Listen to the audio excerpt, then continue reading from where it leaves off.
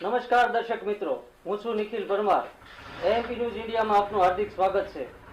આપની આસપાસ બનતી સામાજિક તેમજ ધાર્મિક ઘટનાઓને નિહાળવા માટે જોતા રહો અમારી એએમપી ન્યૂઝ ઇન્ડિયા।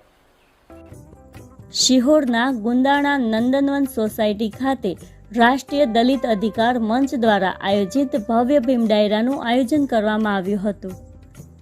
ભાવનગર જિલ્લાના શિહોર તાલુકામાં ગુંદાણામાં આવેલ નંદનવન સોસાયટીમાં ભવ્ય ભીમ ડાયરાનું આયોજન કરવામાં આવ્યું હતું, જેમાં કર્મચારીઓનું સન્માન કરવામાં આવ્યું હતું અને ત્યારબાદ દીપ પ્રાગટ્ય કરીને ભીમ ડાયરાનું આયોજન કરવામાં આવ્યું હતું,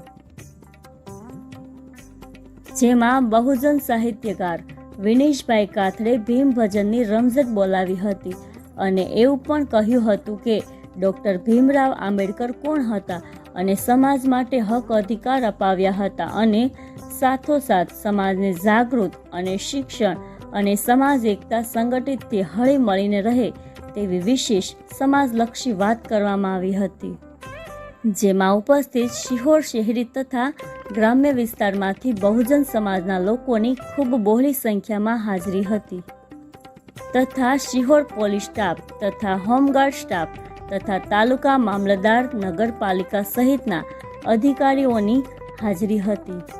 આ સંપૂર્ણ કાર્યક્રમ સફળ બનાવવા રાષ્ટ્રીય દલિત અધિકારી મંચ દ્વારા તેમની ટીમે ખડે પગે જહેમત ઉઠાવી હતી અને સાંજે ભોજન સૌએ સાથે લીધું હતું અને આ કાર્યક્રમ સંપૂર્ણપણે સફળ થયો હતો। રિપોર્ટર મુકેશ કંટારિયા, ગારિયાધાર।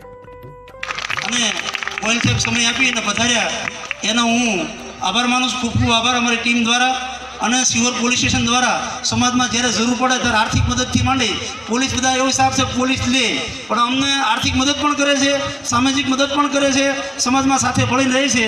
હવે સાહેબને અમે અત્યારે સુગમણીના કારણે સ્વાગત નથી કરતા, પરંતુ હું સાહેબને કહું 2 શબ્દો બોલે સાહેબ, ખાલી પ્રસંગ અનુરૂપ 2 શબ્દો।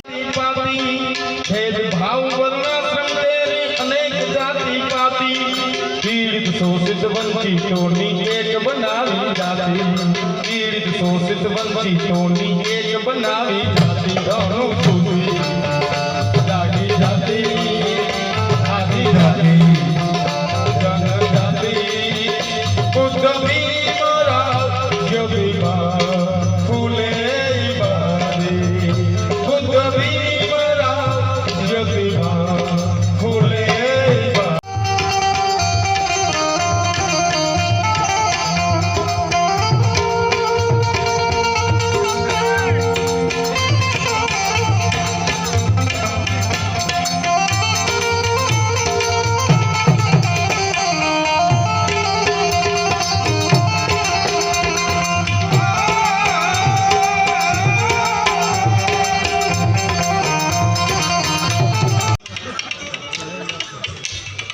દીકરો જોવા આવે જોઈને વયો જાય એટલે બાપ દીકરીને પૂછે બેન તને ગમે છે? એટલે દીકરી કે નથી ગમતો, જાવ દે કદાચ ને તને દૂરે બેસાડશે, કદાચ ને તને પાણી નહીં આપે, કદાચ ને તારી ઉપર અત્યાચાર પણ કરે, કદાચ ને તારી સાથે ઝઘડો પણ કરે, પણ ભીમરાવ તું એ કોઈ વાતમાં ન પડતો, ત્યાં ભણવામાં ધ્યાન દેજે, એક વખત ભણી